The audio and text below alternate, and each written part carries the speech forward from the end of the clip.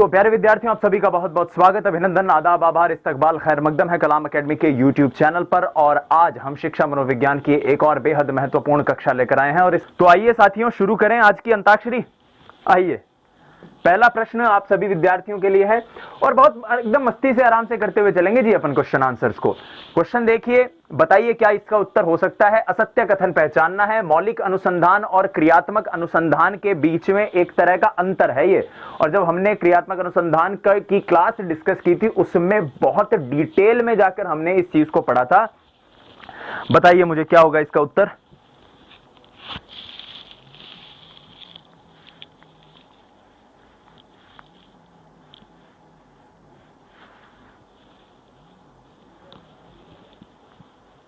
Website पर password नहीं, आपको अपने मोबाइल नंबर से रजिस्टर करना होगा। केसी चौधरी जी, आपका कमेंट अभी अभी मैं देख रहा हूं। आइए, तब तक मुझे इस क्वेश्चन का आंसर बताइए सभी।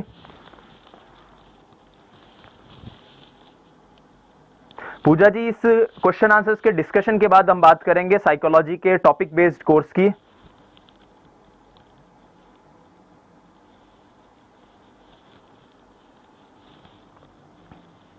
देखो जी, बात कर लेते हैं मौलिक अनुसंधान और क्रियात्मक अनुसंधान के ऊपर। क्रियात्मक अनुसंधान बड़ा सरल सा टॉपिक है।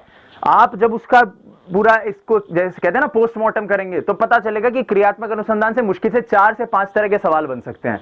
एक सवाल बन जाएगा क्रियात्मक अनुसंधान के इतिहास के बारे में, जिसके अंदर स्टीफन एम कोरे के बारे में पूछ लेगा, जिसमें कोई गुड की परिभाषा पूछ लेगा, बर्ट की परिभाषा पूछ लेगा, किसी भी ऐसे मनोवैज्ञानिक की परिभाषा पूछ लेगा। दूसरा तरीका क्रियात्मक अनुसंधान के प्रश्नों का बन सकता है कि भाई क्रियात्मक अनुसंधान आखिर है क्या। तीसरा सवाल जो कि इस प्रकार का सवाल है, जिसमें पूछ सकता है कि क्रियात्मक अनुसंधान और सामान्य अनुसंधान, जिसमें मौलिक अनुसंधान कई बार शब्द इस्तेमाल कर लेता है, कई पाठ्य पुस्तकें परंपरागत अनुसंधान शब्द इस्तेमाल कर लेती हैं, तो इन दोनों में अंतर क्या है। और चौथे तरह का प्रश्न बन सकता है कि क्रियात्मक अनुसंधान के सोपान क्या होते हैं, मतलब किस किस चरण से जाकर क्रियात्मक अनुसंधान होता है। इन 4-5 तरीकों के अलावा कोई और अन्य तरीका ही नहीं है क्रियात्मक अनुसंधान के प्रश्नों का। तो आप भी जब घर पे बैठ के तैयारी करें, सबसे सरल तरीका है टॉपिक को उठाइए और तय कीजिए कि इससे संभावित प्रश्न कितने तरह के बन सकते हैं। टाइप ऑफ क्वेश्चंस आपको क्लियर हो जाएगा, उसके बाद टॉपिक भी हो जाएगा। तो यहां पर बात हो रही है मौलिक अनुसंधान और क्रियात्मक अनुसंधान के बीच में अंतर की, डिफरेंस की, विभेद की, कि क्या अंतर है दोनों के बीच में। और इस अंतर को हम समझने की कोशिश करते हैं। भाई क्रियात्मक अनुसंधान, आप सभी जानते हैं कि आप जिस विद्यालय के अंदर रह रहे हैं, वहां पर किसी किस्म की समस्या आ गई, उस समस्या का निराकरण आपने किया और आपने निराकरण करके अपने विद्यालय में उस समस्या का जो, उस अनुसंधान का, रिसर्च का जो रिजल्ट आया, उसको इंप्लीमेंट किया। इंप्लीमेंट करने के बाद आपको पॉजिटिव रिजल्ट मिले, आपकी समस्या सुधर गई। तो यही तो क्रियात्मक अनुसंधान है। लेकिन मौलिक अनुसंधान या परंपरागत अनुसंधान कुछ भी हो सकता है। जैसे कोविड की वैक्सीन खोजना, सबसे सरल, ये एक तरह का मौलिक और परंपरागत अनुसंधान है कि कुछ बहुत सारे साइंटिस्ट लोग, फिनलैंड का कोई साइंटिस्ट कर रहा होगा, अफ्रीका का कोई साइंटिस्ट कर रहा होगा, इंडिया का कोई साइंटिस्ट कर रहा होगा, पाकिस्तान का कोई साइंटिस्ट कर रहा होगा, बांग्लादेश का कोई साइंटिस्ट कर रहा होगा। क्रियात्मक अनुसंधान में तो एक विद्यालय है, विद्यालय के शिक्षक कर रहे हैं, जो रिजल्ट उनको मिला उस रिजल्ट को उन्होंने अपने विद्यालय में इंप्लीमेंट कर दिया, दैट्स इट।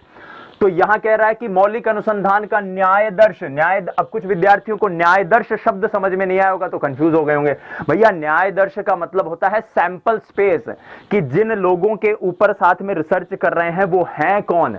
तो अब बताओ, कोविड की वैक्सीन खोजने वाला कोई मौलिक अनुसंधान करता है जो कोविड की वैक्सीन खोज रहा है, क्या उसका सैंपल स्पेस सीमित है? क्या वो 5 लोगों के लिए वैक्सीन खोज रहा है? क्या वो 10 लोगों के लिए वैक्सीन खोज रहा है? वो भैया इतने लोगों के लिए, ऐसी बीमारी के लिए वैक्सीन खोज रहा है जिससे करीब करीब 5.5 लाख लोग तो मर चुके हैं भारत में, या माफ कीजिएगा पूरे देश, विश्व में।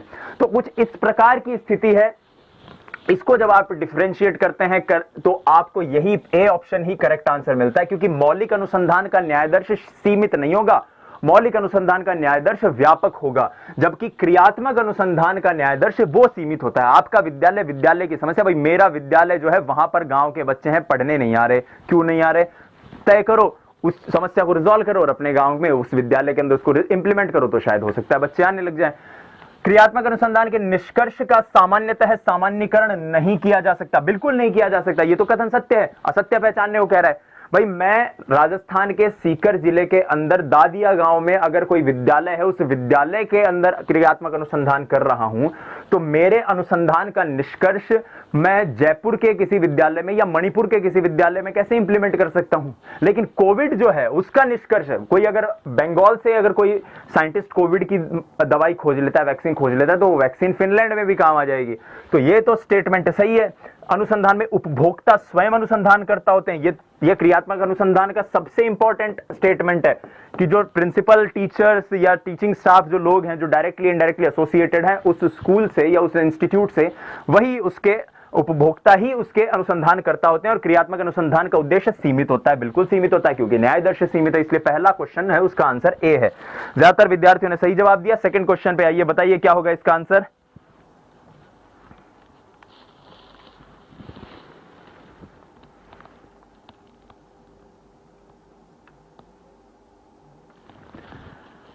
बीच बीच में हम ऐसे क्वेश्चन आंसर्स की सेशंस लेते रहेंगे, तो अब आपकी तैयारी पिछले 2.5 महीने में बहुत अच्छी हो गई अगर आप 1 मई से क्लास ले रहे होंगे तो। और मुझे गलत आंसर नहीं मिलना चाहिए, देख लेना, सबको सही जवाब देना है, क्योंकि आप सभी विद्यार्थियों ने भी बहुत मेहनत करी है। आइए बताइए इस प्रश्न का उत्तर क्या होगा।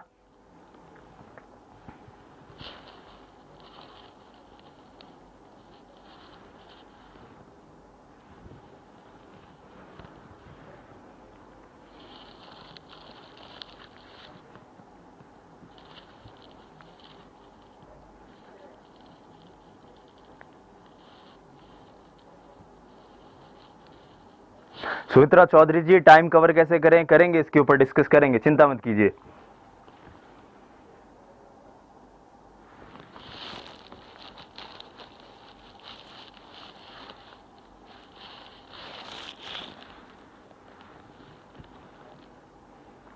देखो, कई विद्यार्थी ए बता रहे हैं, कई विद्यार्थी बी बता रहे हैं।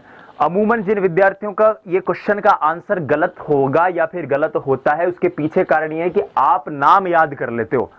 अंग्रेजी के अंदर कोई नाम दिया हुआ, हिंदी में कोई नाम दिया, परिभाषीकरण नाम याद कर लिया कहीं किताब में, परिभाषीकरण ओवैके है, ओ अपन बेरोई बनी, या फिर याद कर लिया परिकल्पना को निर्माण। अब क्या होती है परिकल्पना पता ही नहीं है, बस रट लिया उसको।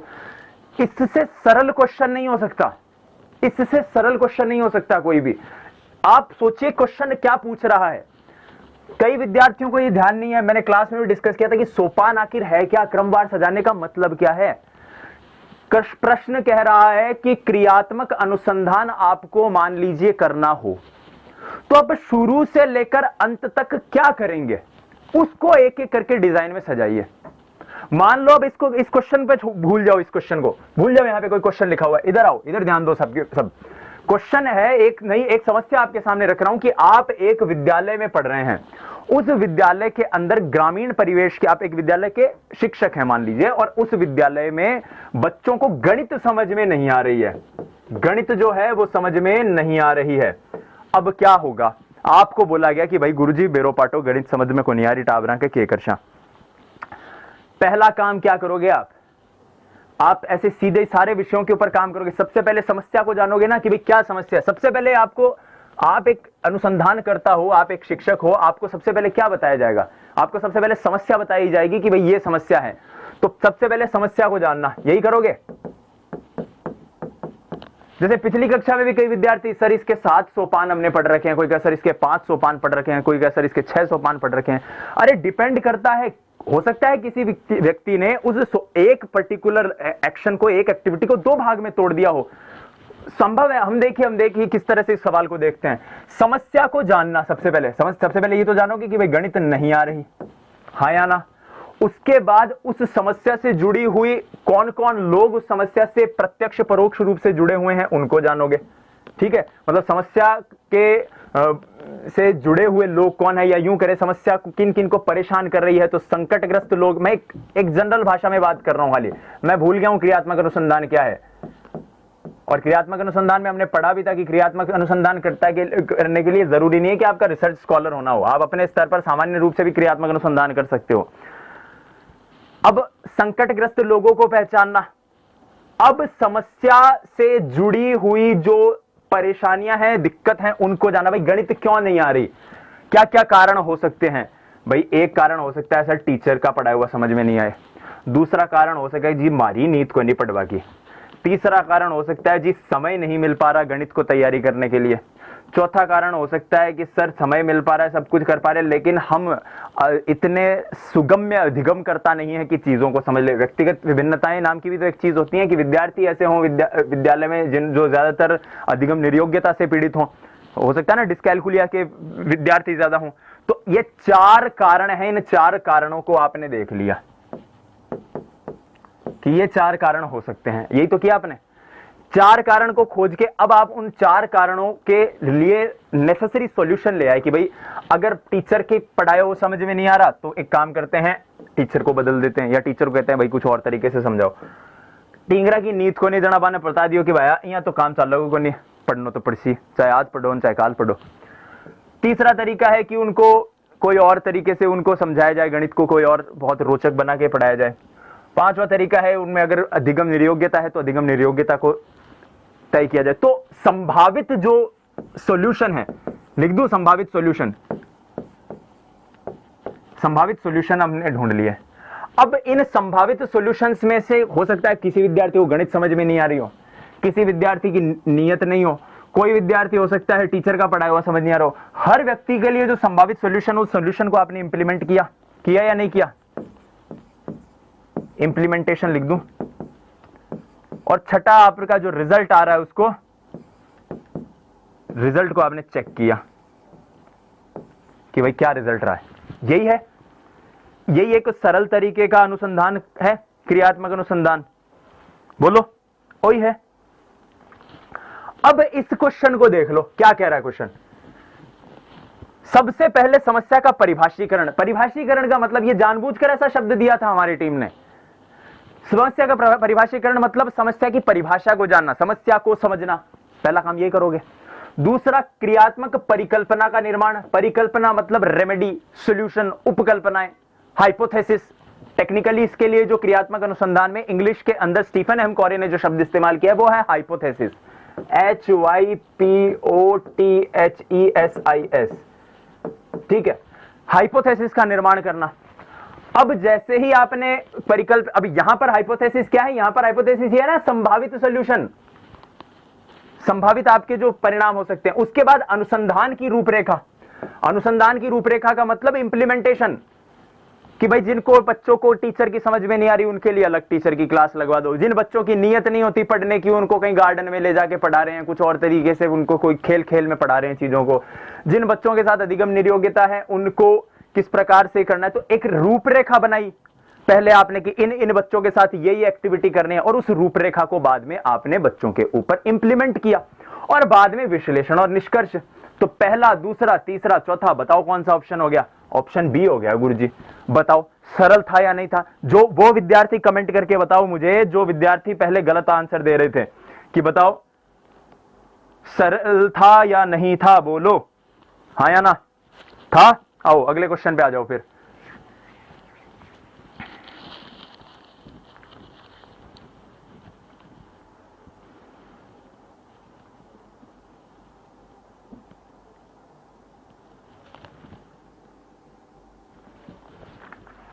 बताइए मुझे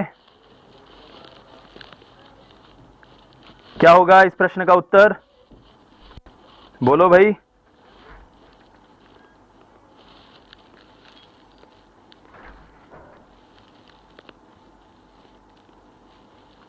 अगले क्वेश्चन का बताइए।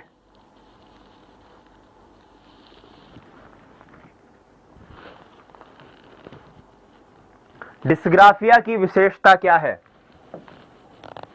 तारे जमीन पर फिल्म आई थी, डिसलेक्सिया उसका था। डिसलेक्सिया में अक्षरों को पढ़ने में बालक जो है वो असमर्थ हो, वो तो होता है डिसलेक्सिया। और डिस्ग्राफिया के अंतर्गत बालक को लिखने में कठिनाई हो, तो अंग्रेजी के छोटे बड़े अक्षरों को लिखने में कठिनाई। आप डिसलेक्सिया वाली या डिस्ग्राफिया वाली जो हमारी वीडियो थी उस वीडियो को चेक करिएगा एक बार, उसमें ऐसे बहुत सारे मैंने स्क्रीनशॉट ले रखे हैं जिन बच्चों को डिस्ग्राफिया है उनकी आंसर कॉपी दिखती कैसी है, वो ऐसे लिखते हैं, ऐसे THE, फिर अगला एच लिखेंगे वो ऐसे लिख देंगे कुछ भी, तो उनको नहीं, अंग्रेजी के छोटे बड़े अक्षर को जिसको upper case lower case.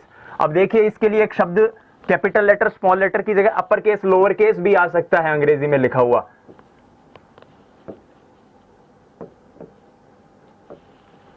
Upper case lower case जो है उसमें लिखने में बालकों को दिक्कत हो, बार बार लिखे हुए को बालक मिटा रहा हो, यह भी एक दिक्कत है। लिखने के शब्दों के बीच में असमान अंतर, जैसे स्पेस होता है ना, वो असमान स्पेस हो, तो इसलिए डिस्ग्राफिया की ये चारों ही विशेषता है। ऑप्शन डी जो है वो करेक्ट है हमारा। ठीक है, ज्यादातर विद्यार्थियों ने डी ही दिया है आंसर। चलिए कैलाश जी यहां पर पढ़ाई में ध्यान दे लीजिए, इधर उधर मत लगाइए अपना दिमाग। आइए अगले क्वेश्चन पे आइए। फिर रिश्तेदारी ढूंढने में लग जाते हो, यहां पे इतनी इंपॉर्टेंट चीज है जिस पे काम करो ना। बालक शर्ट के बटन बंद करने में, जूते की लेस बांधने में कठिनाई महसूस करता है, बताइए ये कैसी निर्योग्यता है?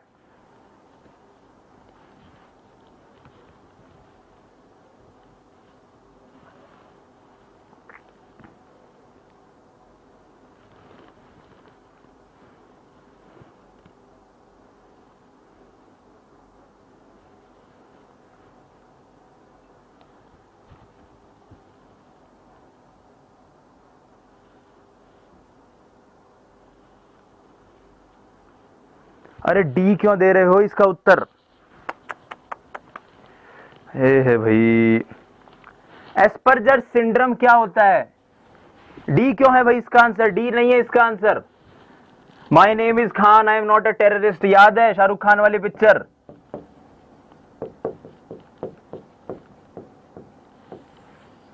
उसमें शाहरुख खान को जो बीमारी होती है वो है एस्पर्जर सिंड्रोम। 3 तरीके का ऑटिज्म होता है, 3 तरीके का जो बीमारी होती है उसमें एक तरीके का एस्पर्जर सिंड्रोम भी होता है। पिछले पेपर में भी ये क्वेश्चन पूछा गया था, इस बार एस्पर्जर सिंड्रोम दे दिया तो सब एस्पर्जर सिंड्रोम यहां पे टिका रहे हो।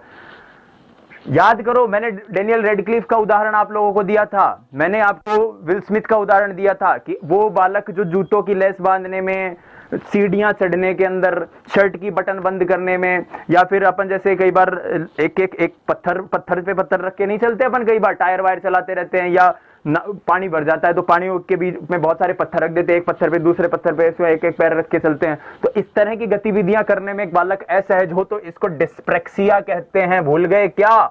बोल लो भाई, डिस्प्रेक्सिया इस प्रश्न का उत्तर है। सब एस्पर्जर सिंड्रोम देने। एस्पर्जर सिंड्रोम नया नाम देख लिया, अच्छा हमसे कोई सा नया ही होना चाहिए, एस्पर्जर सिंड्रोम चेप दो।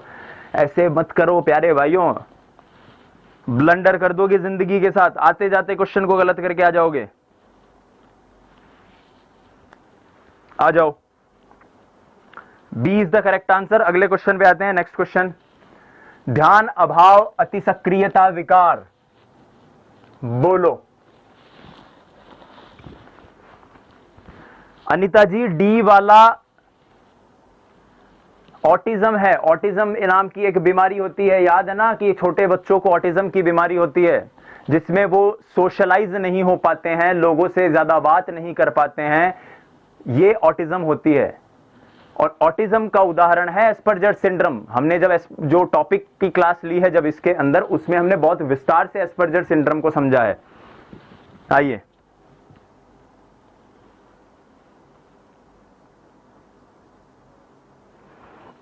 ध्यान अभाव अतिसक्रियता विकार। देखो इस क्वेश्चन का आंसर क्या है, उससे पहले इस क्वेश्चन को लिया क्यों गया है ये जानना बहुत जरूरी है। रीट ने 2015 या 17 में एक बार ऐसा एक क्वेश्चन पूछा है जिसका आंसर कुछ और था, लेकिन ऑप्शन के अंदर ये वाला रोग भी दे रखा था। अब हम, क्योंकि हमें जब आपको ध्यान है कि रीट की तैयारी टीम कलाम के साथ इस पूरे प्रोग्राम का एनालिसिस हम कर रहे हैं, तो जिस रोग का ऑप्शन रीट दे सकता है, हो सकता है भविष्य में उसका दिमाग चमक जाए और बोले कि ऑप्शन दिया था इस बार क्वेश्चन ही चेप दो इसी क्वेश्चन से, इसी रोग से। तो ध्यान रोग तो नहीं है ये, जो आपकी निर्योग्यता है। तो ध्यान अभाव अतिसक्रियता विकार जो डिसेबिलिटी है या फिर डिसऑर्डर है, उसमें क्या होता है, उसके अंदर बालक जो है, इसको ADHD कहते हैं। तो ये जो डिसऑर्डर है इसमें क्या है, इसके अंदर व्यक्ति जो है बहुत ज्यादा कंसंट्रेट करता है, बहुत ज्यादा बालक जो है वो कंसंट्रेट नहीं कर सकता, माफ कीजिएगा, क्लास में ध्यान नहीं देगा, एक जगह पे टिक के नहीं बैठ सकता, बहुत मतलब एकाग्र नहीं है, उसको कोई बात को तो अनसुनी कर देगा, क्लास में चल रही है क्लास और बीच में ही हा हा हा हा हा हा ऐसे करने लग जाएगा, क्लास के अंदर टीचरों को परेशान करेगा।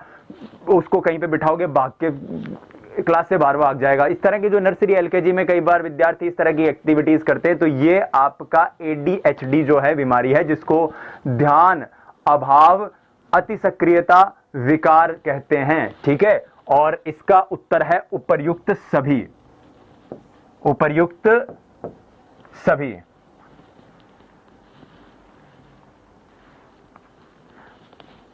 Attention deficiency hyper activity disorder, attention तो है उसकी तो कमी है, ध्यान का तो अभाव है, और हाइपर एक्टिव है। अमूमन बच्चा एक्टिव होता है, ये बच्चा हाइपर एक्टिव है, जरूरत से ज्यादा ही एक्टिव है। तो इस प्रश्न का उत्तर हो जाएगा ऑप्शन डी। सरल सवाल है, मैं अब ऐसे सरल सवालों के ऊपर ज्यादा डिस्कशन नहीं करूंगा। बिल्कुल, कमला चौधरी जी ने भी बोला है attention deficit hyper activity disorder.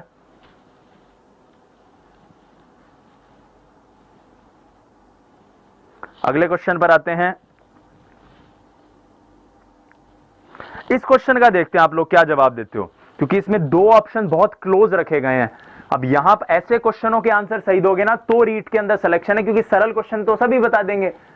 भाई अब कोई क्वेश्चन आ गया कि खिलौनों से खेलने वाली आयु कौन सी है, तो सही चयपराशि, वो तो भाई पूर्व बाल्यावस्था, आप नया क्या कर दोगे। लेकिन ऐसा क्वेश्चन है जिसमें ऑप्शंस क्लिक नहीं हो रहे, बच्चों को दो ऑप्शन में कंफ्यूजन हो रहा है, वहां पर आप गेम कर सकते हो। बताइए क्या होगा इसका उत्तर।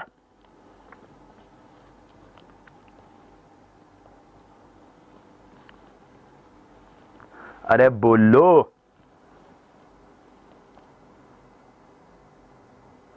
D D D D D D गलत है, डी। हां गलत है डी आंसर। अब बताओ कौन सा होगा।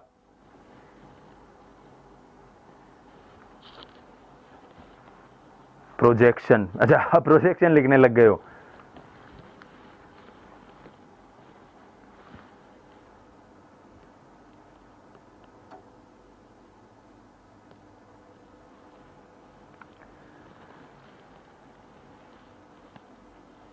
भाई एक शोधन था, एक तादात्मीकरण था, एक औचित्य स्थापन है, एक प्रक्षेपण है, याद है।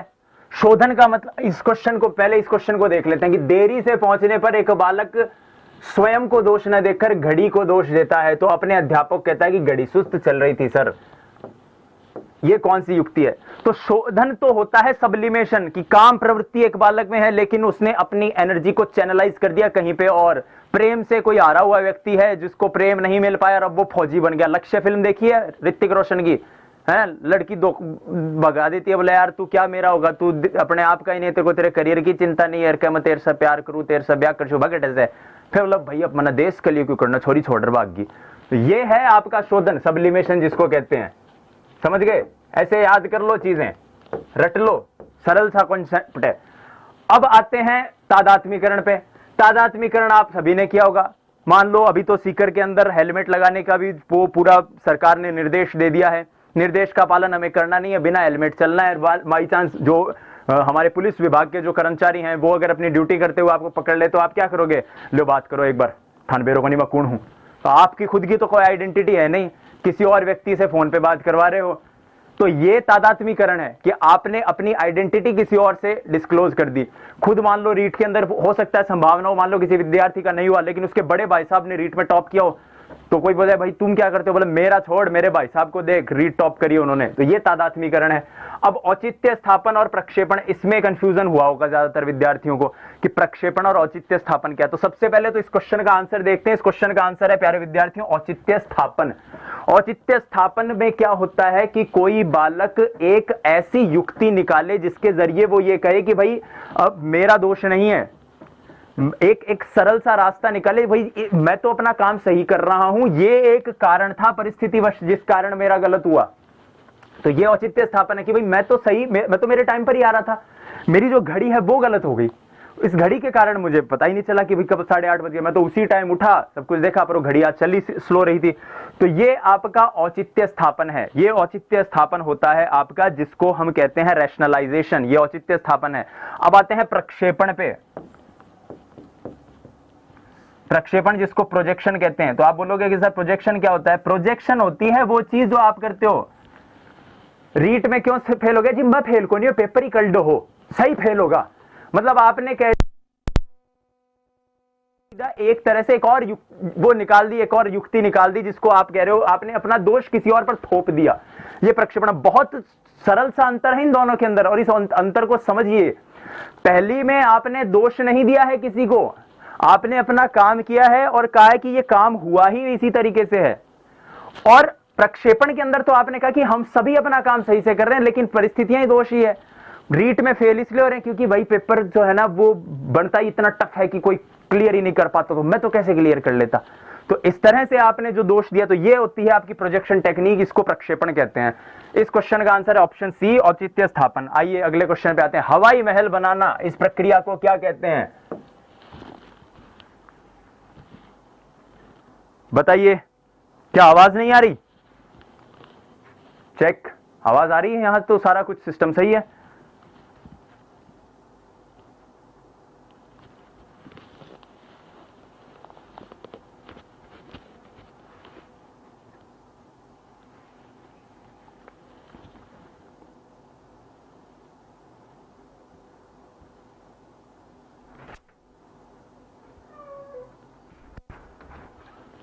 ओके, आइए, आवाज सब क्लियर है? आ जाइए, इस क्वेश्चन को देखिए। हवाई महल बनाना, हवाई महल बनाना वो जो आप लोग किया करते हो, रीट एक बार क्लियर हो जाबा दो, फिर देख तेरो भाई मोटरसाइकिल ले रहा होगो।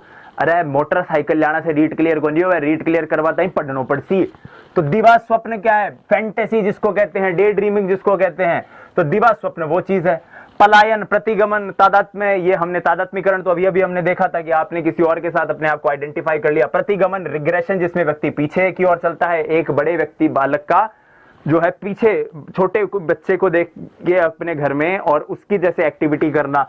पलायन का मतलब है कि आप पीछे मुड़ गए। मान लो आप पलायनवादी का मतलब क्या है कि आप रीट की तैयारी करने गए, असफल हुए, छोड़ दी गए, नहीं आपा तो कराई कौन, कोई भी परीक्षा की तैयारी कौन करा, तो पलायन कर दिया आपने, पीछे मुड़ गए। तो ये आपकी टेक्निक से तीनों। इस क्वेश्चन का उत्तर है ऑप्शन ए, दिवा स्वप्न।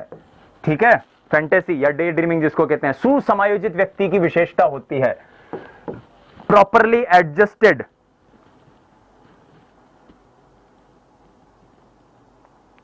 बताइए, थोड़ा सा फास्ट चलेंगे अब हम, क्योंकि सरल सवाल आ रहे हैं।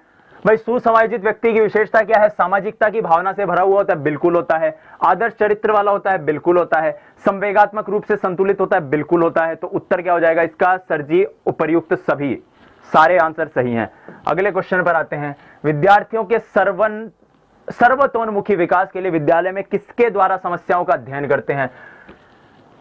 अब देखो, सरल सा क्वेश्चन खुद ही कह रहा है कि यार मन सही कर दे भाई जी।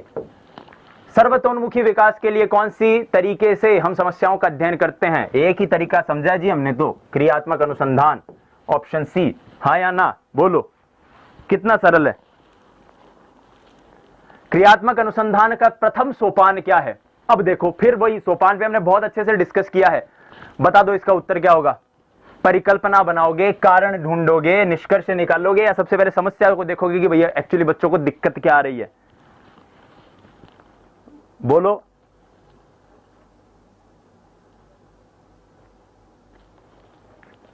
उत्तर है ए, समस्या की पहचान। आगे बढ़ते हैं अगले सवाल पे। विद्यार्थियों के सतत एवं समग्र मूल्यांकन पर प्रभावी जोर दिया गया। कब जोर दिया गया सतत एवं समग्र मूल्यांकन पर? बताओ भाई, कब जोर दिया गया?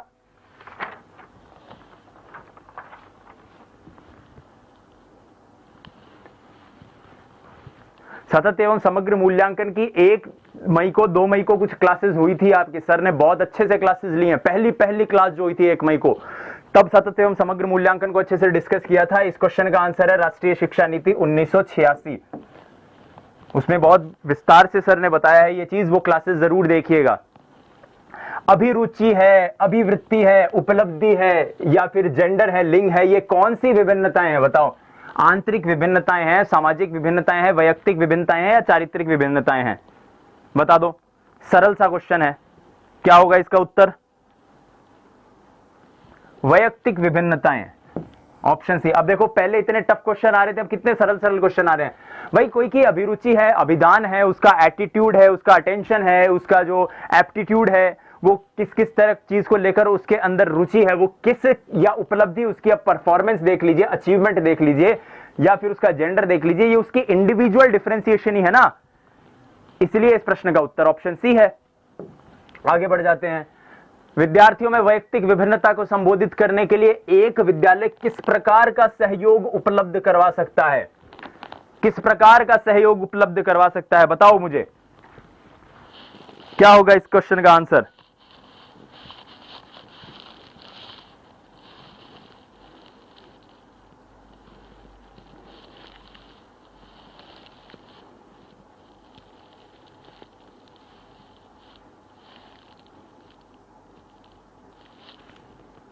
बताइए। थोड़ी सी अगर हम अप्रोच लगाए ना कि क्या कर सकते हैं, सारी चीजें अब तक जो पढ़ रखी उनको एक साथ इंप्लीमेंट करके देखें, क्वेश्चन का आंसर अपने आप बन जाएगा।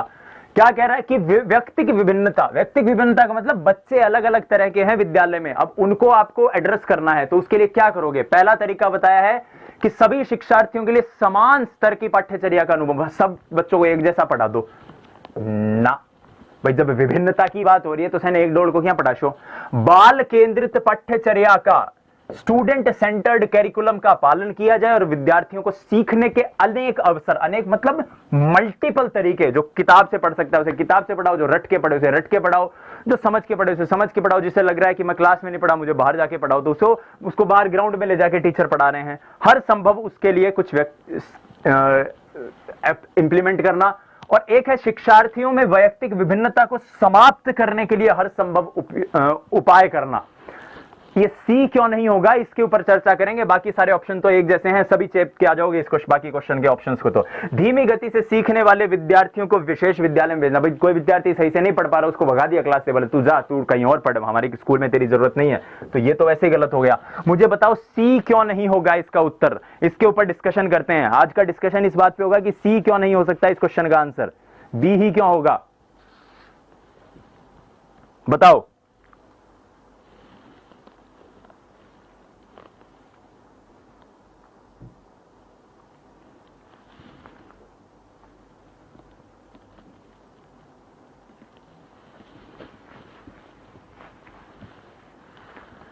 भाई सी इसलिए नहीं होगा कि वैयक्तिक विभिन्नता को समाप्त करने की बात हो रही है। क्या यह संभव है? भाई मेरी एक स्पेशलिटी है, मेरी खासियत है कि मैं अलग हूं आप लोगों से, मैं नॉर्मल नहीं हूं, मैं अलग हूं। तो अब इसको खत्म कर दोगे, इसको बंद कर दोगे? आप चाहते हो कि व्यक्तिक विभिन्नता को समाप्त करने का मतलब यही हो ना कि सब विद्यार्थी एक ही जैसा सोचे, एक ही जैसे रहें? पॉसिबल ही नहीं है, नेक्स्ट टू इम्पॉसिबल है ये चीज। तो इसलिए सी आंसर नहीं होगा इसका। इसका आंसर क्या है? Option b. Is it clear to each and everyone? Okay, now let's move on to the next question. अगले क्वेश्चन पे चलते हैं।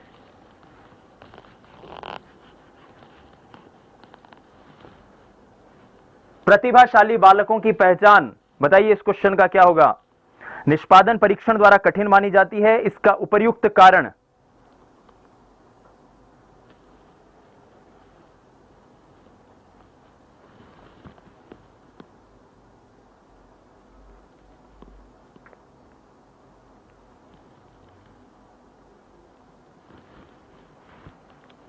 क्या होगा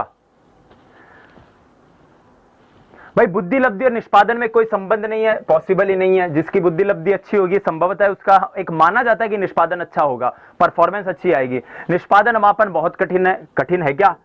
आप लोगों की रीट की एग्जाम होती है, जिसका रिजल्ट आ जाता है, उस रिजल्ट के आधार पर आपको ज्वाइनिंग मिल जाती है कि भाई जिसके जितने मार्क्स आए उसके वो रैंक है, उस रैंक के हिसाब से जो सीट है वो फिल हो जाएंगी।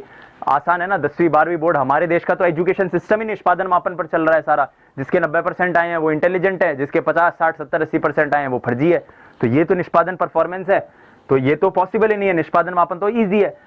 बुद्धि की विश्वसनीय निष्पादन मापन से, बुद्धिमान की विश्वसनीयता निष्पादन मापन से अधिक है, ऐसा हो सकता है, लेकिन आपको एक बेहतर कारण ढूंढना है। ये भी ऑप्शन नहीं है। अब अगले ऑप्शन में, लास्ट ऑप्शन में चलते हैं कि निष्पादन मापन से, भाई जनरलाइज नहीं है, किसी एक आध व्यक्ति में तो हो सकता है ना कि किसी का निष्पादन मापन कठिन हो जाए।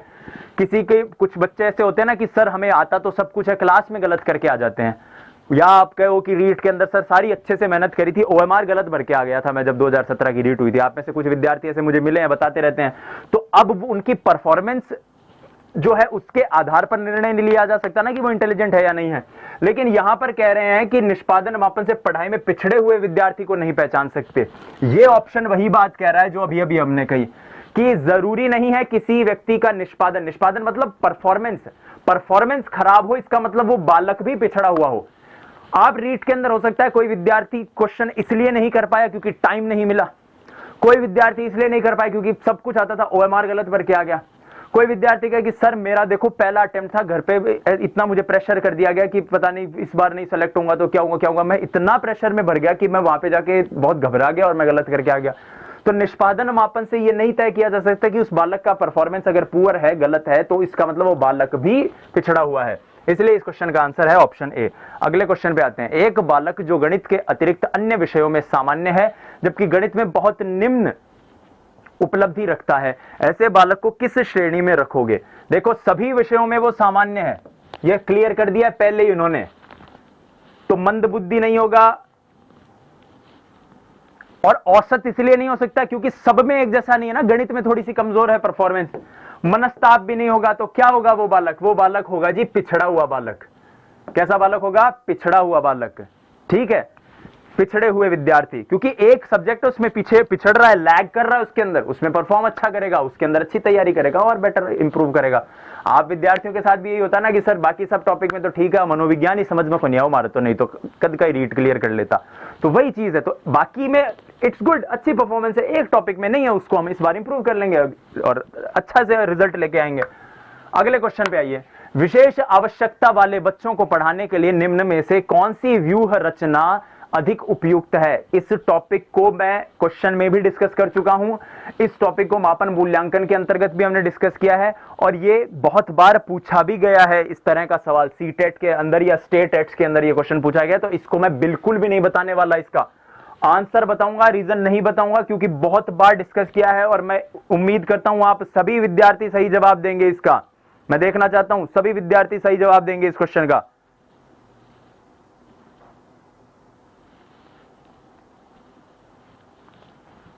बोलो।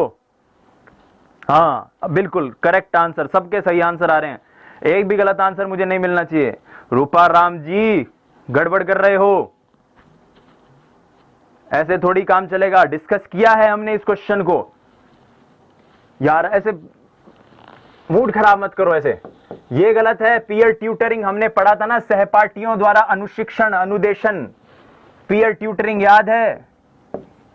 एक सामान्य मेंटल लेवल या एजुकेशन लेवल का व्यक्ति आपके क्लास का विद्यार्थी आपको पढ़ा रहा है कि यार सर के पढ़ाया मेरे समझ में नहीं बना, वो बताओ क्या चीज होगा, और ऐसे होता है। तो ये भी एक एग्जांपल पीयर ट्यूटरिंग का ही तो है। शब्दों को मत याद कीजिए, शब्दों के पीछे जो गूढ़ अर्थ है, भावार्थ है, उनको समझ लीजिए, मनोविज्ञान चुटकियों में हल होने लग जाएगी। ठीक है, सी ऑप्शन इसका करेक्ट आंसर है। आइए आगे बढ़ते हैं। निम्नलिखित में से कौन सा कारक मंद बुद्धि बालक के लिए आवश्यक नहीं है? मंद बुद्धि बालक के लिए कौन सा कारक आवश्यक नहीं है?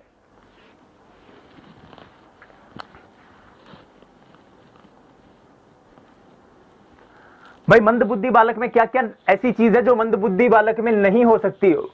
तो सीखने की मंद गति हो सकता है, सीखने की मंद गति के कारण वो मंद बुद्धि हो, ये तो सही है। शारीरिक दोष के कारण कोई मंद बुद्धि हो, उसके ऐसा लग रहा हो कि यार मैं शारीरिक रूप से थोड़ा सा अक्षम हूं इसलिए मैं कुछ नहीं कर पा रहा। अमूर्त चिंतन जो है उसका अभाव हो, यह भी हो सकता है कि इस कारण कोई बालक मंद बुद्धि हो। लेकिन मौलिकता होने के कारण कोई मंद बुद्धि है, यह नहीं हो सकता। भाई मौलिकता तो प्रतिभाशाली विद्यार्थियों की, क्रिएटिव बच्चों की निशानी है, सर्जनात्मक बालकों की सबसे बड़ी स्पेशलिटी है, विशेषता है। तो यह हमारे क्वेश्चन का सही जवाब हो जाएगा, मौलिकता। याद है ना भाई? ठीक है, आगे बढ़ो। एक क्वेश्चन बीच में रह गया शायद तक, है ना? हाँ अब ठीक है। निम्नलिखित में से कौन सा शिक्षार्थियों में सृजनात्मकता का पोषण करता है? We are talking about creativity in the student, सर्जनात्मकता की बात हो रही है।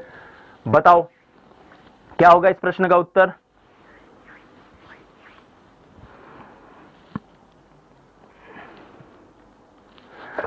अब ये ऐसे टॉपिक है, जब हमने डिस्कस भी किया था तब हमने कहा था कि इनको लेकर आप सोचोगे कोई कॉन्सेप्ट होगा जिससे इस क्वेश्चन का आंसर आ जाएगा, नहीं। थोड़ा सा दिमाग लगा के अगर क्वेश्चन को देखा, हल किया, अपने आप हो जाएगा। कह रहा है विद्यार्थियों में सृजनात्मकता का पोषण। अब सृजनात्मकता के दो उदाहरण ले लेते हैं। देखो पहला उदाहरण तो यह है कि उस बालक को मान लो डांस की प्रैक्टिस करने का शौक हो, डांस में बहुत अच्छा कर रहा हो, कोई माइकल जैक्सन टाइप का बच्चा हो, या फिर हम सुधा कृष्णन जैसा कोई बालक हो, इस प्रकार का कोई व्यक्ति हो, ठीक है। दूसरा हम मान लो सिंगिंग ले लेते हैं, गाना गायन के क्षेत्र में कोई बालक हो, है ना, और बहुत अच्छा कर रहा हो, तुम ही हो जिंदगी अब तुम ही हो टाइप के गाने गाता हो वो सुबह शाम, तो टीचर लग रहा है कि अगला अरिजीत सिंह बन सकता है। तो अब इस तरह के दो बालक हैं। अब बताइए कि ऐसे बालकों को शिक्षित करने के लिए किस तरह की शिक्षा देनी चाहिए, किस तरह का अनुदेशन देना चाहिए, किस तरह का अधिगम देना चाहिए। तो जीवन के प्रारंभ से ही उपलब्धि के लक्षणों के ऊपर बल देना। भाई पहले दिन से, जिस दिन जन्मा उसी दिन से कहते कि बात तू तो जा रियाज कर, सारे गामा पैदा नी सा सा नी द प म ग रे सा करता रहे जाके, पॉसिबल नहीं है। या फिर उपलब्धि परीक्षण को इसने डिफाइन नहीं किया, तो ये हो सकता है उपलब्धि परीक्षण की बात परीक्षा के दृष्टिकोण से कर रहा हो कि ठीक है, जैसे अपने होता है ना, भाई सर मेरे को डांस करने का शौक है, वो तो ठीक है, परीक्षा की तैयारी कैसी चल रही है, अरे भाई वो तो चल ही रही है, पर मेरा असली उद्देश्य शौक जो है वो डांस करना है, तो ये तो नहीं हो सकता। फिर परीक्षा में अच्छे अंक के लिए कोचिंग करना, परीक्षा में अच्छे अंक के लिए कोचिंग करना, तो बात कहीं और ही हो रही है सृजनात्मकता की, ये बात कर रहे हैं परीक्षा के अंकों की। अच्छी शिक्षा के व्यवहारिक मूल्यों के लिए विद्यार्थी का शिक्षण, बहुत अच्छी बात है। व्यवहारिक मूल्य जो हैं, आपके जो बिहेवियरल वैल्यूज हैं, उन वैल्यूज की एजुकेशन बच्चे को दी जानी चाहिए। लेकिन यहां पर उस एजुकेशन की बात थोड़ी हो रही है, यहां तो बात हो रही है कि एक बालक जो है उसके अंदर किसी किस्म की क्रिएटिविटी है, पेंटिंग करता है वो, अब वो कैसा पेंटर है, उसके लिए क्या जरूरी है, तो ये ऑप्शन तो उसके लिए इंपॉर्टेंट नहीं है।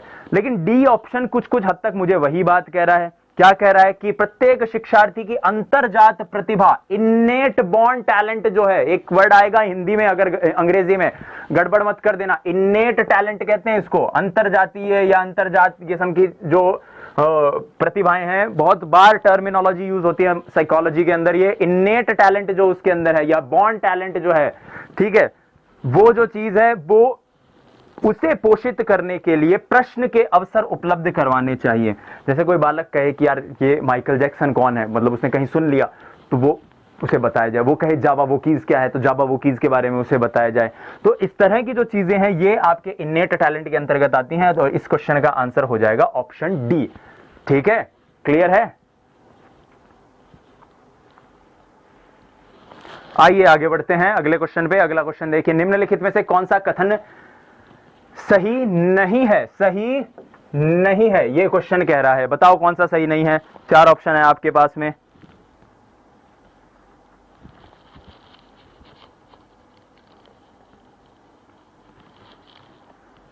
सृजनात्मकता या क्रिएटिविटी की बात करें तो सृजनात्मकता किसी भी कला में मौलिकता नहीं होती। भाई सृजनात्मकता तो मौलिकता है ही। मौलिकता कैसे है कि भाई कोई भी कला आपको आती है तो वो सृजनात्मकता, अगर आप उसके अंदर क्रिएटिविटी ले आए तो वो मौलिकता ही है।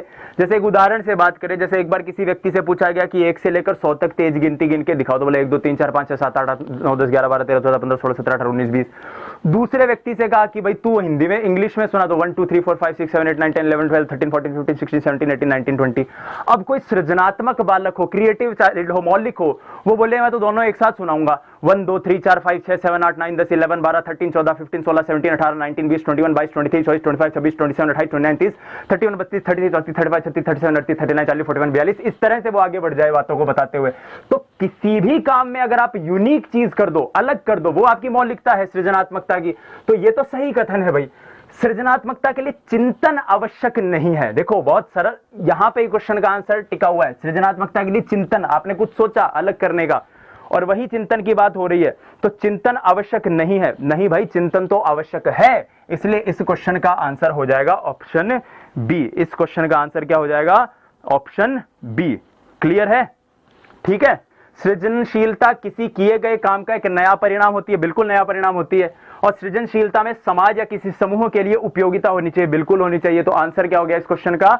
B. B is the correct answer. Clear है? बोलो हाँ या ना। आ जाओ अगले क्वेश्चन पे आओ। राष्ट्रीय पाठ्यक्रम रूपरेखा या राष्ट्रीय पाठ्यचर्या की रूपरेखा, करिकुलम की बात हो रही है यहां पे, सिलेबस की बात नहीं हो रही है। 2005 में बातचीत की गई है।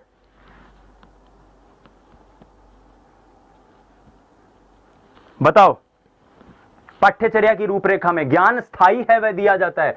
ज्ञान जो है वो स्थायी है और पकड़ा दिया, छोलो को कॉपी पढ़ा दी, बोले ये याद कर लो, रट लो, इसी से क्वेश्चन आएंगे और इसी को आपको तय करके आना है, तो ये तो स्थायी है। पहले ऐसा ही होता था, लेकिन पाठ्यचर्या की रूपरेखा कहती कि नहीं, ज्ञान का विकास है इनबॉर्न बच्चे के अंदर, उसको धीरे धीरे चीजें समझाओ और उसके जरिए वो चीजों को समझे। तो इस क्वेश्चन का आंसर ऑप्शन ए है। एक छोटी सी स्टोरी जो मुझे इससे याद आ रही है, क्योंकि जब ये बात जहां पर एनसीएफ के अंदर लिखी गई है उसके पास में कहीं पर एक छोटी सी कहानी भी दी गई है। वो कहानी ज्ञान स्थायी है को ज्ञान विकसित होने से समझाती है कि एक मैडम ने क्लास के अंदर बच्चों को कहा कि बच्चों आसमान का चित्र बनाओ और दिन का एक चित्र बनाओ। तो सब आपने देखा होगा कि हम जब भी दिन का चित्र बनाते हैं स्कूल में, आपने भी क्या होगा, ऐसे पहाड़ बना दिया, बीच में एक सूरज उगा दिया, ऐसे ऐसे नदी निकाल दी, एक झोंपड़ी बना दी और बोले ठीक है ये है, एक बच्चे को बना दिया यहाँ पे, ये किया। वो बालक जो था वो उस दिन उसने सूरज बनाया ही नहीं, आसमान को कर दिया ग्रे कलर का, पेंसिल के रंग से ग्रे कलर का कर दिया। तो मैडम ने कहा कि बेटा सूरज कहां है इसमें? तो बच्चे ने कहा कि मैडम सूरज यहां नहीं है, सूरज बाहर भी तो देखो, आज तो बादलवाई हो रहा है कि सूरज तो बाहर भी नहीं है। बच्चा क्रिएटिव था, बच्चा सृजनात्मक था। तो एनसीएफ ने इसी कहानी के उद्देश्य से समझाया कि ज्ञान को आप सीधा अनुदेशन के जरिए स्थानांतरण नहीं करना है, ज्ञान का आपको बच्चे के अंदर उसकी सहज क्रिएटिविटी के जरिए ज्ञान का विकास करना है। ठीक है, क्लियर? आई बात समझ में? अरे बोलो। तो ये ज्ञान स्थायी है दिया जाता है, से ज्ञान विकसित होता है, सरल सा सवाल है। राष्ट्रीय पाठ्यचर्या की रूपरेखा के अंतर्गत परीक्षा सुधारों में किस सुधार को सुझाया गया है? बताइए, किस सुधार को सुझाया गया है?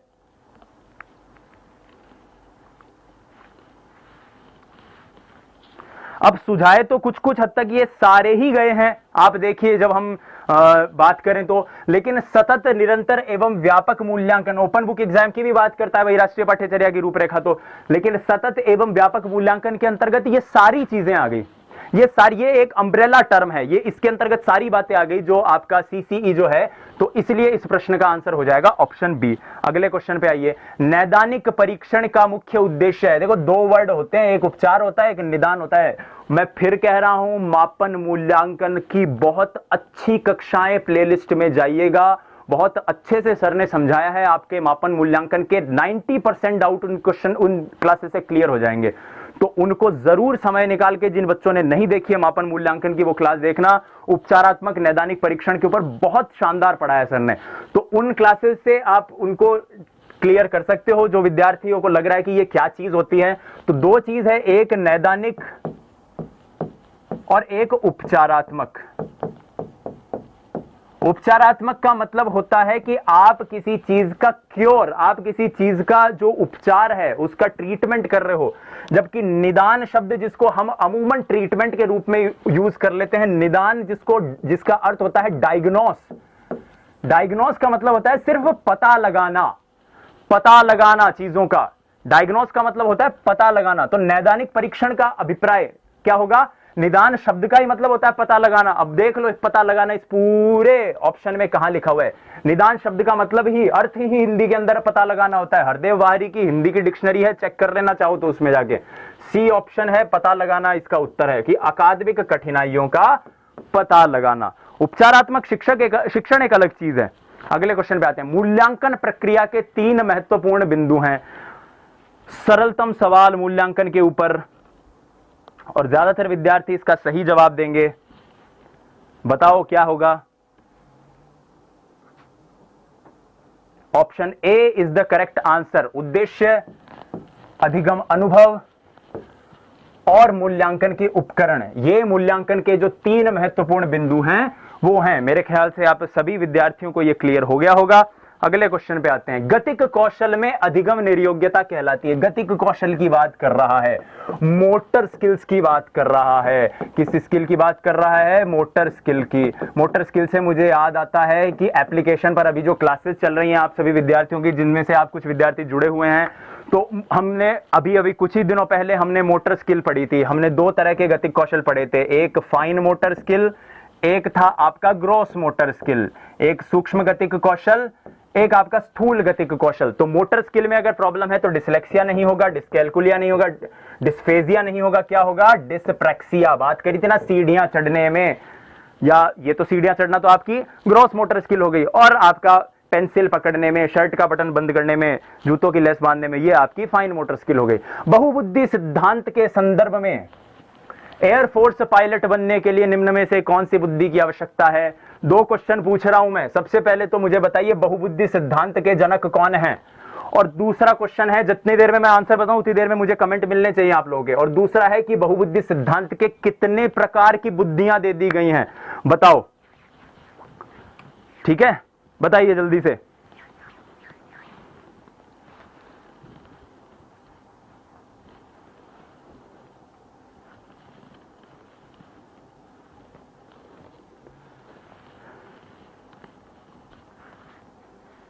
बहुबुद्धि सिद्धांत के जनक कौन है और कितने प्रकार की बुद्धियां हैं? Very good, very good. बहुत सारे विद्यार्थी सही जवाब दे रहे हैं। थॉर्नडाइक क्यों दे रहे हो भाई? थॉर्नडाइक कहां से आ गए बुद्धि के अंदर?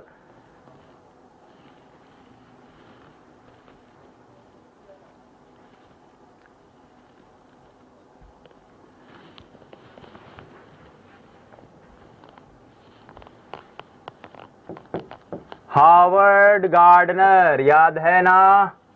बिल्कुल। 1998 2000 के आसपास उन्होंने 9 तरह की जो बहुबुद्धियां दे दी हैं, लेकिन हार्वर्ड गार्डनर जो हैं वो अब तक 12-15 तरह की बुद्धियां दे चुके हैं। एक ऐसे मनोवैज्ञानिक हैं जो अभी भी बहुत अच्छी रिसर्च कर रहे हैं और करीब करीब 12-13 तरह की दे चुके हैं। समय मिले, ईमेल करने का मौका मिले, साइकोलॉजी में थोड़ा सा इंटरेस्ट हो तो गार्डनर साहब को मेल करना और बोलना, सर हम जो टॉपिक पढ़ रहे हैं हमारी रीट के एग्जाम के लिए उसमें ये टॉपिक आता है, गार्डनर साहब आपके मेल का रिप्लाई जरूर देंगे। करीब 10-12 तरह की बुद्धियां दे चुके हैं। अब बात कर लेते हैं एयरफोर्स पायलट बनने की। तो एक विद्यार्थी आप में से कह रहा था कि इसके अंदर सही ऑप्शन दिया हुआ ही नहीं है, इसमें तो स्पेटियल इंटेलिजेंस होनी चाहिए। प्यारे विद्यार्थी, आप अपनी जगह बिल्कुल सही हो, लेकिन केवल एक ही बुद्धि किसी चीज को उस जगह तक ले जाने के लिए जरूरी नहीं है। बहुत सारी बुद्धियां जो है वो उस जगह तक आपको पहुंचाती है। ठीक है, तो अंतरावैयक्तिक इसका उत्तर नहीं होगा, अंतःवैयक्तिक भी नहीं होगा, इंटरपर्सनल, इंट्रापर्सनल, भाषिक बुद्धि भी नहीं होगा। इसका उत्तर होगा गतिक कौशल, जो है आपकी बॉडी काइनेस्थेटिक्स जिसको हम कहते हैं, या फिर जो स्पेटियल भी कह रहे थे वो भी सही है, इसमें गलत कहीं भी नहीं है। इसको आप कुछ हद तक अंतःव्यक्ति भी कह सकते हो कि जो व्यक्ति अपने बारे में जाने। कुछ हद तक सारी जो इंटेलिजेंस है, गार्डनर साहब की थ्योरी पढ़ना कभी समय मिले तो, हालांकि परीक्षा के दृष्टिकोण से इतना ज्यादा व्यापक अध्ययन इंपॉर्टेंट नहीं है। सभी अपनी जगह बहुत एक व्यक्ति के अंदर बहुत सारी तरह की बुद्धियां होती हैं और उन बुद्धियों का सम्मिश्रण उस व्यक्ति को उस जगह तक लेके जाता है। तो यहां पर गतिक कौशल जो बॉडी काइनेस्थेटिक्स है वो इंपॉर्टेंट है। अंतरावैयक्तिक, इंटरपर्सनल जिसके जरिए व्यक्ति दूसरे व्यक्तियों के बारे में जानता हो, या इंट्रापर्सनल जिसके अंतर्गत व्यक्ति अपने बारे में ज्यादा जानता हो, भाषिक यानी लिंग्विस्टिक जिसके जरिए व्यक्ति बहुत सारी भाषाओं का ज्ञान रखता हो, बहुभाषा ज्ञानी हो, जैसे आपके राजा राम मोहन राय साहब, रविन्द्रनाथ टैगोर साहब हुए हैं। उपलब्धि पर, अगले प्रश्न पर आइए। उपलब्धि परीक्षण के संदर्भ में कौन सा कथन उपयुक्त नहीं है? उपलब्धि परीक्षण की बात हो रही है, यहां पर अचीवमेंट जो टेस्ट है उसकी बात हो रही है। तो बताइए उपलब्धि परीक्षण के संदर्भ में कौन सा कथन आपका सही नहीं है?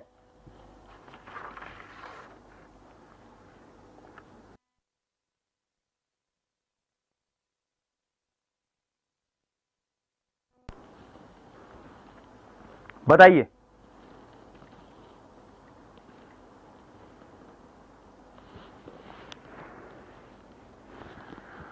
मौखिक परीक्षा में पक्षपात की आशंका होती है। भाई टीचर को अपने नहीं होता है कि सर हम पढ़ तो लेते थे पर मैडम के जो फेवरेट बच्चे थे, स्टूडेंट थे, उनके नंबर अच्छे आते थे, हमारे कभी नहीं आए। ये बात तो बिल्कुल सही कह रहे हैं, ये तो कथन उपयुक्त है। निबंधात्मक प्रश्नों के मूल्यांकन में वस्तुपरकता का अभाव रहता है। वस्तुपरकता मतलब वस्तुनिष्ठता, ऑब्जेक्टिविटी। ऑब्जेक्टिविटी को मैं अभी थोड़ी सी देर में एक्सप्लेन करूंगा, पहले इसका आंसर बता देता हूं। ये बात भी सही है। क्रियात्मक परीक्षण में शाब्दिक ज्ञान का महत्व नहीं होता। भाई बात है जब क्रियात्मक परीक्षण की, एक्शन की बात हो रही है, तो वहां पे शाब्दिक ज्ञान कहां इंपॉर्टेंट है? आपकी परफॉर्मेंस, निष्पादन इस बात पर तय होगी कि आप एक्टिविटी कैसी कर रहे हो। ये बात भी सही है। लेकिन वस्तुनिष्ठ परीक्षा से, क्वेश्चन कह रहा है वस्तुनिष्ठ परीक्षा से मौलिकता का विकास होता है? बिल्कुल भी नहीं होता। यही इस क्वेश्चन का सही आंसर है। अब समझने की कोशिश करते हैं कि 2 चीज समझते हैं। सबसे पहले तो वस्तुनिष्ठता समझते हैं क्या होती है। आज इस चीज को खत्म ही कर देते हैं। और एक वर्ड यूज होता है आत्मनिष्ठ। एक शब्द वस्तुनिष्ठ के लिए अंग्रेजी में इस्तेमाल होता है ऑब्जेक्टिव, और आत्मनिष्ठ के लिए अंग्रेजी में शब्द इस्तेमाल होता है सब्जेक्टिव। आपसे सवाल किया जाए कि भारत कब आजाद हुआ था, तो 15 अगस्त 1947 को ही आजाद हुआ था। सभी विद्यार्थी यही जवाब देंगे। अब इससे क्या आपकी मौलिकता बनी? एक क्वेश्चन है, उसका एक ही तरीके का आंसर है, वो फिक्स आंसर है, फिक्स आंसर है, फिक्स सॉल्यूशन है। कई बार इसके लिए एक डायग्राम भी आता है, वो डायग्राम आपको याद हो तो जब हमने आपका अभिसारी अपसारी चिंतन समझा था कि फैक्ट है बहुत सारे कि कैसे देश कब आजाद हुआ था, बापू किसे कहते हैं, इस तरह का नाम हो, तो सारे फैक्ट आपके एक सॉल्यूशन पर जाएं। ये आपकी ऑब्जेक्टिव अप्रोच है, इसको आप ऑब्जेक्टिव अप्रोच कह सकते हैं या कन्वर्जेंट थिंकिंग कह सकते हैं। डाइवर्जेंट या सब्जेक्टिव के अंदर आपसे पूछा जाए कि देश आजाद कैसे हुआ, भारत के आजादी में स्वतंत्रता सेनानियों का योगदान बताइए, तो मैं उसको अलग तरीके से बताऊंगा, आप उसे अलग तरीके से बताएंगे, कोई और व्यक्ति उसे अलग तरीके से बताएगा। तो ये सब्जेक्टिव है। अब निबंधात्मक प्रश्न ऐसे ही तो आते थे, उसमें वस्तुपरकता नहीं है, ऑब्जेक्टिविटी नहीं है, क्योंकि सबके उत्तर अलग अलग है। ऑब्जेक्टिव का मतलब तो सभी एक ही निष्कर्ष पर पहुंचे। अगले क्वेश्चन पे आ जाते हैं। वर्तमान परीक्षा प्रणाली के अंदर दोष है, बताओ भाई कौन कौन से दोष है? हैं बोलो। अब ये बोलो कि हाँ गुरुजी दोष ही दोष है वर्तमान परीक्षा प्रणाली में, तो इसलिए क्वेश्चन का आंसर हमने भी इनमें से सभी चेप दिया कि भाई हमें तो सब दोष ही लगता है। अब देख लो एक बार, विद्यार्थी द्वारा अर्जित योग्यता का सही मूल्यांकन नहीं होता, बिल्कुल नहीं होता, फैक्ट है। संपूर्ण पाठ्यक्रम के अध्ययन की आवश्यकता ही नहीं रहती, बिल्कुल, इसमें अंकन का कोई सुनिश्चित मापदंड नहीं है, बिल्कुल सही बात है। तो इसलिए इसका उत्तर हो जाएगा ऑप्शन डी। अगले क्वेश्चन पे आइए। पिछड़ा बालक वो है जो अपने पाठशाली जीवन के मध्य 10-11 वर्ष में अपनी आयु के अनुरूप सामान्य कक्षा से नीचे की कक्षा का कार्य ना कर सके। हमने जब ये बात पढ़ी थी पिछड़े बालक की, मेंटल एज की जब बात पढ़ी थी कि मेंटल एज क्या होती है, तो इस चीज को हमने समझा था। हालांकि मेंटल एज का कॉन्सेप्ट किसने दिया था बताओ भाई? बिने एंड साइमन, याद है ना? बिने साइमन टेस्ट 1905 के अंदर हुआ था। लेकिन इस क्वेश्चन का आंसर बिने नहीं है, इस क्वेश्चन का आंसर है सिरिल बर्ट। सिरिल बर्ट, जिस पुरानी कक्षा देखना उसके अंदर बहुत विस्तार से बुद्धि की कक्षा में हमने सिरिल बर्ट के इसी डेफिनेशन को समझा है। लास्ट क्वेश्चन पे आते हैं। इनमें से कौन सा व्यक्तित्व आकलन की प्रक्षेपी तकनीक नहीं है? प्रक्षेपी तकनीक की बात कर रहा है, प्रोजेक्शन की बात कर रहा है। गुस्सा आ रहा है बच्चे का, व्यक्तित्व के जो मूल्यांकन या व्यक्तित्व के मापन की पद्धति में हमने देखा था कि एक तो होती है कि इंडिविजुअल स्पेसिफिक जो आपकी इन्वेंटरीज होती हैं, जिसमें बच्चे से वो एक बात कि भाई आपको गुस्सा आता है, हाँ जी आता है। आपको जब कोई परेशान होते हो, टेंशन में होते हो, तो क्या ऐसा लगता है कि सब घर छोड़ के भाग जाऊं? हाँ जी लगता है। लेकिन प्रक्षेपण तकनीक में सीधी बात नहीं की जाती, प्रक्षेपण तकनीक के अंदर उससे कुछ ऊटपटांग बात की जाती है। उसके सामने एक पत्थर ले लेगा, बोले भाई बाठान दे, अगर तेरा जीमा किया हुआ है, वही बात बोले बाठान दे, अगर मेरा जीमा होगा कि तेरा सिर खोल दूं। अब उससे पता चलेगा कि ये थोड़ा गुस्से में है, परेशान है, दिक्कत है, हाइपरटेंशन से जुड़ा हुआ है। तो प्रक्षेपी तकनीक के अंदर आपसे अस्पष्ट बात की जाएगी, असंगत बात की जाएगी, और उन प्रश्नों का आपको उत्तर देना है। जैसे रोडशॉ का जो टेस्ट है, इंक प्लॉट टेस्ट जो आपका है, वो एक प्रक्षेपण तकनीक का बहुत अच्छा उदाहरण है। और मिनीसोटा बहुस्तरीय व्यक्तित्व अनुसूची, जिसको हमने बहुत डिटेल में डिस्कस किया था, ये आपका प्रक्षेपी तकनीक है। बाकी सॉरी, ये आपकी प्रक्षेपी तकनीक नहीं है, ये आपकी ऑब्जेक्टिव अप्रोच है, ये आपकी पर्सनल इन्वेंटरीज के अंतर्गत आती है। इसलिए इस क्वेश्चन का आंसर ऑप्शन सी हो जाएगा। शब्द साचर्य, वाक्य पूर्ति, बालक अंतर्बोध, चिल्ड्रन थीमेटिक टेस्ट, याद नहीं है? हमने उदाहरण में एक शेर की फोटो देखकर इस क्वेश्चन को किया था, भूल जाते हो सारी चीजें। तो इस तरह से इस क्वेश्चन का आंसर चेक कर लीजिए। अब एक क्वेश्चन और है, अंतिम प्रश्न है। व्यक्ति के व्यक्तित्व का अध्ययन करने वाली वह पद्धति जिसके द्वारा उसके जीवन शैली, व्यवहार, तौर तरीका, विचार, भावनाओं का अवलोकन किया जा सकता है। बता दो भाई क्या होगा इस प्रश्न का उत्तर? सरल सा क्वेश्चन है और इसके ऊपर हमने डिस्कशन भी किया है मापन मूल्यांकन वाली कक्षाओं में। तो इसका उत्तर है निर्धारण मापनी, निर्धारण मापनी। और इसको हमने व्यक्तित्व की भी जो कक्षाएं, पर्सनालिटी की भी जो कक्षाएं, उसके अंतर्गत भी हमने इसे बहुत अच्छे से, बहुत डिटेल से डिस्कस किया है। ठीक है, हाँ या ना? बोलो भाई, आएगी बात समझ में? तो यहां पर हमने आज के जो 30 क्वेश्चन जो आपके कल की परीक्षा में आए थे वो हमने देखा। आई होप 6 बज चुके हैं, तो आप अपनी आंसर की भी आपकी अपलोड हो चुकी है, तो आप आंसर की भी डैशबोर्ड पे जाकर चेक कर सकते हो। आइए एक बार विस्तार से एक एक करके सारे क्वेश्चनों के आंसर एक बार चेक कर लेते हैं वापस, ताकि चीजें जो भूल गए थे वो याद हो जाएं।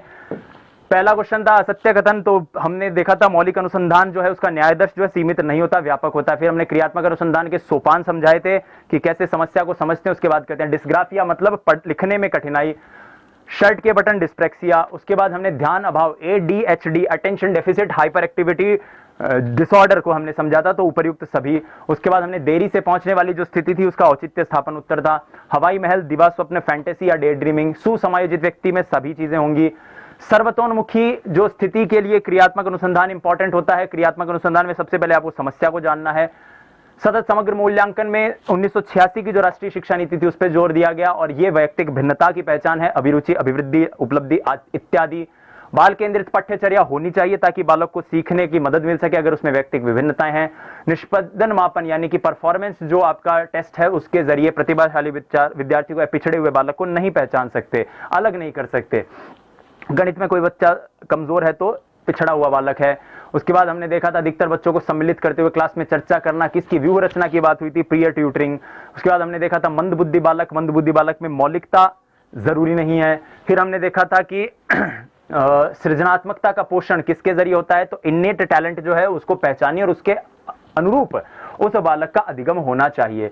कौन सा कथन सही नहीं है, तो सृजनशीलता के लिए चिंतन आवश्यक होता है, इसलिए यह गलत है। फिर एक क्वेश्चन देखा था राष्ट्रीय पाठ्यचर्या की रूपरेखा 2005 में बातचीत की गई है, ये ए ऑप्शन, ये पहले भी परीक्षा में पूछा जा चुका है, एक्चुअल एग्जाम में पूछा जा चुका है वो क्वेश्चन। राष्ट्रीय पाठ्यचर्या के अंतर्गत सुधार, सतत एवं निरंतर या व्यापक मूल्यांकन, नैदानिक परीक्षण, पता लगाना, निदान, डायग्नोस करना, मूल्यांकन प्रक्रिया के चरण, उद्देश्य, अधिगम, अनुभव, मूल्यांकन उपकरण। और गतिक कौशल में हमने डिस्प्रेक्सिया को समझने की कोशिश की थी। बहुबुद्धि सिद्धांत के संदर्भ में एयरफोर्स की बात थी तो गतिक कौशल। उपलब्धि परीक्षण के अंदर निबंधात्मक प्रश्न और वस्तुनिष्ठ प्रश्न से मौलिकता का विकास होता है, ये बात गलत थी क्योंकि क्वेश्चन पूछ रहा है कौन सा उपयुक्त नहीं है। फिर हमने एक क्वेश्चन देखा था वर्तमान परीक्षा प्रणाली में क्या दोष है, तो सारे की दोष ही दोष हैं। पिछड़ा बालक वो है, ये बात जो अपने मेंटल एज से नीचे का काम कर पा रहा हो, उस एज की काम नहीं कर पा रहा हो, तो ये सिलबर्ट के कथन है। और अंत में एक क्वेश्चन जो हमने देखा था व्यक्तित्व आकलन का कि प्रक्षेपित तकनीक नहीं है, तो मिनीसोटा बहुस्तरीय ये प्रक्षेपित तकनीक नहीं है। मैं उम्मीद करता हूं आप सभी विद्यार्थियों को ये क्लास आज की पसंद आई होगी।